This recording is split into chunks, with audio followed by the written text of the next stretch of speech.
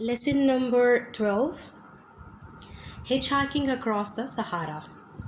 Hitchhiking का मतलब है किसी से लिफ्ट लेके सफ़र करना, ठीक है। और इस ऐसे को लिखा है G.F. लैम्ब ने। ये लेसन है रॉबर्ट क्रिस्टोफर के बारे में। ये उसकी कहानी है कि किस तरह से उसने डेज़र्ट को पार किया, ठीक है। आइए हम लेसन को स्टार्ट करते हैं। If a giant were to pick England up and put it down in the middle of the Sahara Desert, we should have quite a task to find it. The full Sahara area, stretching almost the complete width of North Africa, is many times the size of the Great Britain. पहले ही paragraph में writer सहारा dessert की कह लीजिए वुसअत को बयान करने के लिए उसको इंग्लैंड के साथ कंपेयर करता है। कहता है कि हमें लगता है कि इंग्लैंड बहुत बड़ा है, बहुत वसी है, और अगर इंग्लैंड को कोई जिन भूत या कोई देव उठा के सहारा डेज़र्ट में रख दें तो इसको ढूंढना बड़ा मुश्किल हो जाएगा इंग्लैंड को। हालांकि कोई भी बड़ी चीज़, जो बहुत बड़ी चीज़ हम कहते हैं कहाँ पर है जी, वो फलां जगह पे इतनी बड़ी चीज़ है, आसानी से नज़र आ रही है। तो सहारा इतना बड़ा है कि उसमें जो इंग्लैंड है वो कोई मामूली सी चीज़ ही होगी जिसको ढूंढना मुश्किल हो जाएगा, ठीक है। About half of his gigantic area is mainly under French control. Very recently indeed, the discovery of oil beneath the sand has begun to bring changes. But less than 3 years ago, most of the area had to countless years consisted of immense stretches of barren sand, intensely hot during the day, with few water wells and little vegetation. Large parts were almost uninhabited. In other parts, there were just a few towns very widely scattered, and occasional wandering tribes of Arabs or Berbers. Okay जी। इस बहुत बड़े रकबे का तकरीबन आधा इलाका जो है वो फ्रांस के कब्ज़े में है, ठीक है। और अब जब से इसके नीचे से, सहरा के नीचे से तेल निकला है तो कुछ सूरत हाल बदली हुई है, तब्दीलियाँ आना शुरू हुई हैं, क्योंकि वो जगह जहाँ पर फ़ायदा होना शुरू हो जाता है उसको जो है वो आबाद करना शुरू कर दिया जाता है, या वहाँ पर पहुँचने के लिए भी कुछ ना कुछ फैसिलिटीज़ का बंदोबस्त कर दिया जाता है, ठीक है। और तकरीबन 3 साल से कम अरसा पहले ज़्यादातर जो एरिया था वो बेशुमार सालों से बंजर रेत के बड़े बड़े हिस्सों पर मुश्तमिल था, ठीक है, जो दिन के वक्त इतने गर्म होते थे कि वहाँ पर ज़िंदगी जो है वो नामुमकिन ही है। यहाँ पर चंद पानी के कुएँ भी हैं और थोड़ा बहुत सब्ज़ा भी मौजूद है, ठीक है। सहरा के बड़े बड़े हिस्से तकरीबन गैर आबाद हैं, वहाँ पर कोई नहीं रह सकता। वहाँ पर कोई इसलिए नहीं रह सकता, ना पानी है ना बिजली है, और इतना बड़ा है कि वहाँ पर जाके कंस्ट्रक्शन के लिए भी कहाँ से सामान ला के, और बड़ा मुश्किल है वहाँ पर, ठीक है। तो फैसिलिटीज़ के बगैर गुजारा बहुत मुश्किल है। उसके अलावा जो गर्मी है वो बेपनाह है, शायद इंसान की बर्दाश्त से ज़्यादा है। दूसरे हिस्सों में दूर दूर बिखरे हुए कुछ कस्बे थे, यानी है लेकिन बहुत कम आबादी है, लेकिन ज़्यादा जो गर्म हिस्से वहाँ पे कुछ नहीं है। और कभी कभार अरबों और बर्बरों के खाना बदोश कबाइल भी कहीं कहीं नज़र आते थे वहाँ पर। Hardly the land one would think in which to go hitchhiking. Yet this was just the mode of travel that Robert Christopher, a young American, decided to adopt in the Sahara crossing, which he began in 1956. ऐसी सरज़मीन जो है, ऐसी जगह है जहाँ पर खैराती सफ़र या कह लीजिए लिफ्ट लेकर सफ़र करना ही मुमकिन था। उसके अलावा अगर अपनी गाड़ी लेके जाया जाए या ख़ुद से सफ़र करने की कोशिश की जाए तो वो बहुत मुश्किल थी, ठीक है। लिहाजा 1956 में रॉबर्ट क्रिस्टोफर एक अमेरिकन यंग नौजवान है जिसने सहारा को पार करने का फ़ैसला किया, और उसने यही तरीक़ाकार इस्तेमाल किया कि वो खैराती सफ़र करेगा, यानी किसी से मांग के किसी की गाड़ी में बैठ के सहारा को पार करने की कोशिश करेगा। When he was a child, every time he was naughty, his foster mother used to threaten to send him to Timbuktu, an ancient city in the heart of French Africa.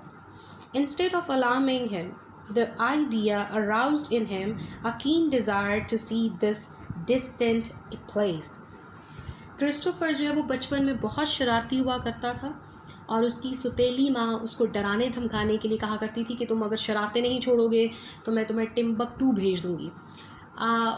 वहाँ से बजाय इसके कि ये बहुत खौफज़दा होता, इसके अंदर एक दिलचस्पी पैदा हुई कि मैं दूर दराज के जो इलाके हैं, जगह हैं, उनको देखूँ, मैं जाऊँ, उन जगहों को जाके डिस्कवर करूँ, देखूँ लोग कहाँ रहते हैं, कैसे रहते हैं। ठीक है, तो इसकी माँ की जो धमकी है उसका जो असर है that was opposite.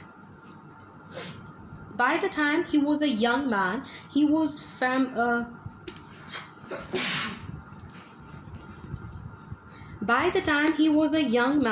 he was firmly gripped by the wanderlust. His first adventure was to go around the world at the cost of $80. बाहैसियत जवान आदमी इसकी जो घूमने फिरने की आरज़ू थी वो बहुत ज़्यादा गिरफ्त पकड़ चुकी थी। ठीक है, और बहुत मजबूत हो चुकी थी इसके अंदर ये ख्वाहिश कि इसे घूमना फिरना है, इसे दूर दराज के इलाके देखने हैं। His first adventure was to go around the world at the cost of $80। और इसकी जो इसकी मुहिम थी, इसके पहला जो सफ़र था वो ये था कि इसने पूरी दुनिया का एक चक्कर लगाना है $80 में। After this, he determined that his next journey should be to travel right across the Sahara from Algiers on the north coast of Africa to Timbuktu, which is near the river Niger in the extreme south of the Great Desert. पहला इसने सोचा कि मैं पूरी दुनिया का एक round लगाऊंगा। ठीक है, फिर इसका जो नेक्स्ट सफ़र है वो सहारा को पार करना, और उसके बाद ये टिम्बकटू भी जाएगा, वो जगह जिससे इसकी माँ इसको डराया करती थी।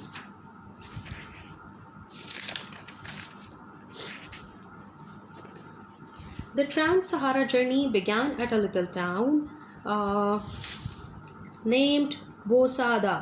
ठीक है, Bosada, known to the native as the port of Sahara, for it is here that the desert really starts. इसने अपनी जो सफ़र है सहारा को पार करने का वो एक छोटे से कस्बे से शुरू किया। ठीक है, जो मकामी लोगों में सहारा की बंदरगाह के तौर पर मशहूर था कि ये सहारा की बंदरगाह है, वहाँ इस टाउन से इसने अपना सफ़र शुरू किया। Christopher discovered that a desert truck was leaving for the south shortly.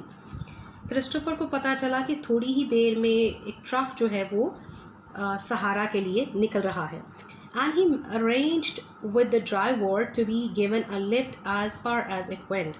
और उसने ड्राइवर से कहा कि इसको अपनी गाड़ी में जगह दे दे और इसको इतनी दूर ले जाए जहाँ तक वो जा रहा है। यानी अगर गाड़ी जो है वो 20 मील तक जा रही है तो भाई 20 मील तक ले जाओ, वहाँ पर उतार देना, उसके बाद वो कुछ और अरेंज कर लेगा।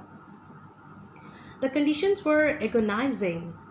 सूरत हाल जो है वो बड़ी तकलीफ़ें थी, बड़ी पेनफुल थी। किस चीज़ की सूरत हाल? मौसम की, क्योंकि बहुत ज़्यादा गर्मी थी। Three man driver, greaser and the passenger. अब 3 लोग गाड़ी में सवार हैं, एक तो गाड़ी चलाने वाला, ठीक है, एक गाड़ी को तेल देने वाला और एक मुसाफिर ये जो क्रिस्टोफर है उसकी बात हो रही है। Sat side by side in front seat. अब तीनों लोग जो हैं वो गाड़ी के फर्स्ट सीट पे ही बैठे हुए हैं, ठीक है, और बहुत जुड़ के चिपक के बैठे हुए हैं। Travelling at a 32 kilometres an hour. और जो सफ़र है वो तकरीबन 32 किलोमीटर 1 घंटे में हो रहा है। While the temperature rose steadily, और जो दर्जा हरारत है जैसे जैसे इनकी गाड़ी आगे जा रही है गर्मी जो है वो बढ़ती जा रही है। In 2 hours a flask of cold water became hot enough to make tea. 2 घंटे के अंदर जो बर्फ़ वाला पानी था वो इतना गर्म हो गया कि उससे चाय बनाई जा सकती थी। तो मौसम की सूरत हाल इसका अंदाज़ा इस बात से लगाया जा सकता है। Presently, a fast-moving weapon carrier overtook them. जल्द ही या थोड़ी ही देर में एक हथियार ले जाने वाली गाड़ी थी जो उनके पास से गुजरी. Christopher stopped it. क्रिस्टोफर ने इस गाड़ी को रोका जो हथियार लेके जा रही थी. And back the lieutenant in charge to relieve him from the misery of slowly baking to death at 20 miles an hour. और उसने लेफ्टिनेंट को रिक्वेस्ट की कि इसको साथ ले जाए जहाँ तक वो गाड़ी वो भी जा रही है, क्योंकि ये अभी जिस गाड़ी में सफ़र कर रहा था वो बहुत स्लो चल रही थी और गर्मी बढ़ती जा रही थी और गर्मी की शिद्दत से इस बेचारे की बुरी हालत है और उसको लग रहा था ये झुलस जाएगा और मर जाएगा, लिहाजा उसने इसको रिक्वेस्ट की. The lieutenant pointed out that strict military regulations forbade the carrying of civilians. Lieutenant ने इससे माजरत की और कहा कि इनको इजाज़त नहीं है कि वो आम शहरियों को अपनी गाड़ी में बिठाएं और लेके जाएं, क्योंकि ये गाड़ी जो है ये फ़ौजियों की है जिससे क्रिस्टोफर अभी लिफ्ट मांग रहा है. सो वो इसको बेचारे को बिठा नहीं सकते थे. Christopher replied by producing a permit from the war ministry giving him permission for a short period in order to collect material for an article. क्या क्रिस्टोफर ने ये जवाब के तौर पर ये जवाबन उसने क्या किया कि इजाज़तनामा निकाला और कहा कि इसको जो है वो वॉर मिनिस्ट्री से इजाज़त मिल गई है कि ये सफ़र कर सकता है सहारा का और किसी भी गाड़ी में जा सकता है. सो उसने अपना जो परमिट है, अपना जो इजाज़तनामा वो निकाल के इनको दिखाया. The permission had later been withdrawn. But fortunately, the lieutenant did not turn the paper over and see the cancelled stamp. अब हुआ ये कि जो इजाज़तनामा था उस पर कैंसिल की स्टैंप लगी कि नहीं भाई हम आपको इजाज़त नहीं दे सकते, ये कैंसिल हो गया. इसने अप्लाई किया इजाज़त के लिए लेकिन इजाज़त नहीं मिली, कैंसिल हो गया. ठीक है. और अब लेफ्टिनेंट ने क्या किया कि लेफ्टिनेंट ने बजाय इसके कि परमिट खोल के देखे कि हाँ जी इजाज़त मिली भी है कि नहीं मिली, उसने नहीं खोल के देखा. ठीक है. तो इस बात का क्रिस्टोफर को फ़ायदा हो गया. He was dropped at the town of Gardia, a typical desert city. ठीक है. इसको जो है वो एक शहर में या एक जगह पर एक कस्बे में उतार दिया गया. ठीक हो गया जी. Except that the flies are even more numerous and stickier than they were anywhere else. यहाँ पर जो मक्खियाँ थीं वो इस कदर थी, बेपनाह थी कि शायद वहाँ पे सिर्फ मक्खियाँ ही मक्खियाँ थी और इस कदर चिपकू सी थी कि किसी भी चीज़ के साथ वो चिपक जाती तो उतरने के लिए वो तैयार नहीं थी. यानी बेपनाह मक्खियों थी. इनको आप मक्खियों का शहर ही कह सकते हैं. Anything that has the remotest relationship with food, Christopher states, is constantly and completely covered with flies. Christopher बताते हैं कि कोई भी ऐसी चीज़ जिसका ताल्लुक दूर दूर तक खाने से हो, ठीक है, मक्खियाँ ढूंढ ढांड के उस चीज़ पे आ जाती और उसको मुकम्मल तौर पे कवर कर देती. पता नहीं चलेगा कि ये चीज़ है भी या नहीं या क्या चीज़ है, इस कदर मक्खियाँ थी. They have no hesitation in following the food right into your mouth. और मक्खियाँ जो हैं वो तब तक खाने का पीछा करती जब तक आपके मुँह में वो खाना चला ना जाए. ठीक है. And I had to be vigilant until each mouthful was safely behind my teeth. ये बेचारा बहुत ही मुहतात तरीके से खाना खा रहा था और इस वक्त तक खाना मक्खियों को हटाता रहता जब तक कि खाना इसके मुंह के अंदर ना चला जाता, इसके दांतों को पीछे ना चला जाता, क्योंकि मक्खियाँ इस कदर डीट और इस कदर गैर मुहज़्ज़ब थी कि उनको कोई नहीं पता चल रहा कि मुंह में जाना है या नहीं, लेकिन they were ready to go inside the mouth. Okay, I saw many children on the street, but I got only a vague idea of what they looked like, for they all wore a mask of flies. कहते हैं इसने बहुत सारे बच्चे वहाँ पर देखे इस कस्बे में, लेकिन वो सिर्फ तसव्वुर कर सकता था कि इस बच्चे का चेहरा ऐसा होगा, नाक ऐसी होगी, आंखें ऐसी होगी, चेहरा ऐसा होगा, क्योंकि वहाँ पर मक्खियाँ, उनके बच्चों के चेहरों को मक्खियों ने मुकम्मल तौर पर ढांप रखा था. ठीक है. हर जगह मक्खियाँ ही मक्खियाँ थी. ऐसा लग रहा था उन्होंने मक्खियों का मास्क पहना हो. He was able to continue his hitchhike to the south in the leisurely manner that was so typical of the desert. ठीक है जी. Okay. On the day of his arrival, he discovered that there was a truck due to leave at once at El Golia. The truck was a new and powerful one and carried all kinds of goods, pins and needles, sewing machine parts and machine parts. It weighed 10 tons. हाँ जी, जब ये next जगह पर पहुंचा तो इसको यहाँ पर पता चला कि एक ट्रक है जो कि मुख्तलिफ़ किस्म के सामान से लदा हुआ है, जिसमें सुइयाँ, पेन, सिलाई मशीनें, बर्तन, पुर्जे और बहुत ढेर सारा, जिसका वज़न जो तकरीबन 10 टन था। ये जो है ये अगले स्टेशन पर या अलगोलिया पर जा रहा है। For about 10 miles outside the town, the road continued. Then it stopped. The route lay across an apparently trackless desert. ठीक है जी, कस्बे से बाहर तकरीबन 10 मील तक सड़क जारी रही, फिर ये ख़त्म हो गई। बज़ाहिर रास्ता जो बज़ाहिर है वो सहरा में से गुज़र रहा था, लेकिन अब आगे रास्ता नहीं था, यानी डेजर्ट में से गुज़रना।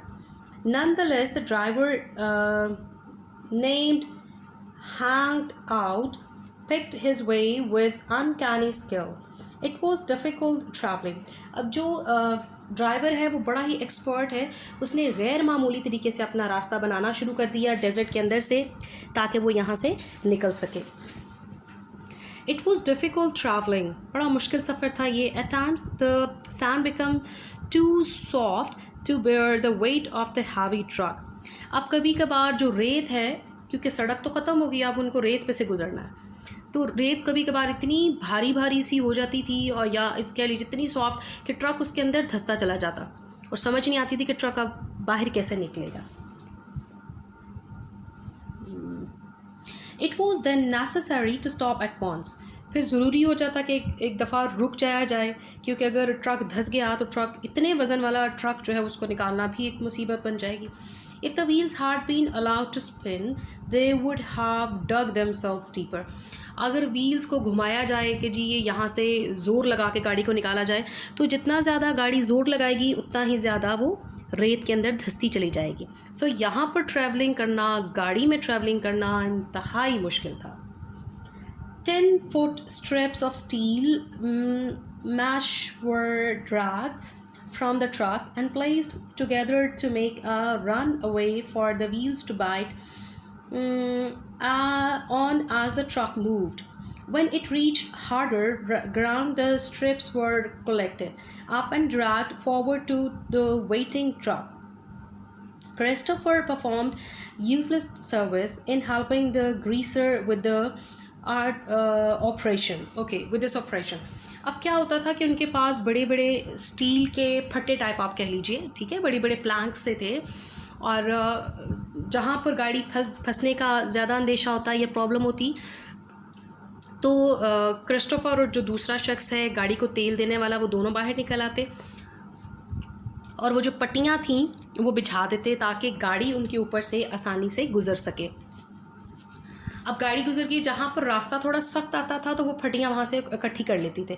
तो यहाँ पर इस सफ़र में क्रिस्टोफर ने बड़ी हेल्प की ट्रक ड्राइवर की और ग्रीसर की, और इस तरह से गाड़ी जो है वो चलती रही। लेकिन आप देख सकते हैं कि बेपनाह मुश्किल है ये सफ़र, कोई आसान नहीं है। ठीक है, मेरे ख़्याल में इसकी निस्बत अगर वो कैमल पे सफ़र करते तो कुछ आसान होता। The driver added to the discomfort of the journey by relating details of the recent case in which 3 English people had attempted to cross a part of the desert in a car with only 1 day's water supply. Their car had been struck in a sand, and 3 days later their bodies were found dried up like leaves. सफ़र की तकलीफ़ को बयान करते हुए जो driver उसने एक किस्सा सुनाया कि अभी जो है वो चंद दिन पहले या कुछ दिन पहले जो है वो 3 अंग्रेज़ आए और उन्होंने सहारा को पार करने की कोशिश में अपनी गाड़ी भी बुलाए हुए थे। उनके पास सिर्फ़ 1 दिन का पानी था। ठीक है, अब यहाँ पर बग़ैर पानी के या बग़ैर किसी भी फैसिलिटी के सफ़र करना बड़ा मुश्किल था। तो उनकी गाड़ी फंस गई टीले के अंदर। ठीक है, उसको निकालना भी बहुत मुश्किल था, गर्मी बेपनाह है।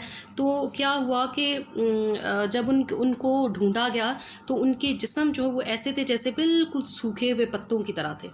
ठीक है, यानी वो मर गए। तो कहानी वो उसको इसलिए सुना रहा है कि भाई बड़ा डिफ़िकल्ट सफ़र है। अक्सर लोग आते तो हैं सहारा को पार करने के लिए, लेकिन रह यहीं जाते हैं। यहाँ से निकलना बहुत मुश्किल है।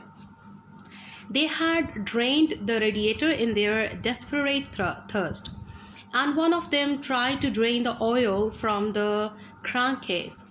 Handout had been one of the search party, and he spared his listener none of the grim details. अब शदीद प्यास की वजह से ये लोग जो बेचारे मरने वाले भी, उन्होंने गाड़ी का पानी निकाला, गाड़ी के अंदर भी पानी डाला जाता ना, गाड़ी का पानी निकाला और वो पिया। किसी ने उसका तकरीबन ऑयल जो है वो भी पीने की कोशिश की। तो इस तरह से जो सफ़र था वो इतना मुश्किल हो गया कि प्यास की वजह से ही शायद उनकी डेथ हो गई हो। ठीक है, अब ये जो ड्राइवर है इसको कैसे पता है? ड्राइवर जो है वो उनकी सर्च टीम में था जिन्होंने इन लोगों को सर्च करना था। अब सर्च के लिए भी उसी बंदे को वो रखेंगे जो एक्सपर्ट होगा। The story came vividly to Christopher's mind on the second morning. The greaser announced that one of the goatskin bags of water had burst during the night. Even if everything went well, the rest of the journey would not be pleasant. अब इस कहानी की जो उसने पहले सुनाई 3 अंग्रेज़ों वाली, उसकी समझ क्रिस्टोफर को अगले दिन आई जब ग्रीसर ने, ग्रीस करने वाले तेल वाले जो आदमी है उसने सुबह उठ के अनाउंस किया कि जी रात को पानी वाली जो बोतलें हैं या मशकीज़ें हैं, चमड़े के बने हुए बैग्स थे, वो फट गए। तो पानी तो गया, पानी तो अब नहीं है। तो अब उसको समझ में आया कि किस कदर मुश्किल है या वो जो लोग मरे हैं उनके साथ क्या हुआ होगा। अब उसको कहानी की बड़ी अच्छी समझ आ रही है। An outpost with a water supply was found on one of the Christopher's maps, and they set off towards it. By dawn, they had gone 50 miles and dug out of 5 more sand dunes. Christopher was sick with the thirst, and to add to his misery, he had jumped barefooted from the driver's cabin on one of the occasions, not realizing the intense heat of the sun. It was as if he had jumped into a bed of hot coils. With a scream of pain, he hopped back into the truck. Christopher के पास नक्शा था जिसमें बताया गया था कि पानी कहाँ कहाँ मौजूद है, कहाँ कहाँ से पानी लिया जा सकता है। ठीक है, तो ये लोग उस तरफ चलना शुरू हो गए। अब एक वक्त तो ऐसा आया कि क्रिस्टोफर ने जंप लगा दिया क्योंकि उसको गर्मी और प्यास, उसकी बुरी हालत हो रही थी और उसको समझ में ही नहीं आई कि रेत किस कदर गर्म है। जब उसने नीचे जंप लगाया तो ऐसा लगा जैसे उसने कोयलों के बिस्तर पर पाँव रख दिया हो, और वो तो फिर बुरी तरह से चिल्लाना शुरू हो गया और उसने जंप करना शुरू कर दिया। Thank you very much. Chapter को हम नेक्स्ट वीडियो में कंटिन्यू करेंगे।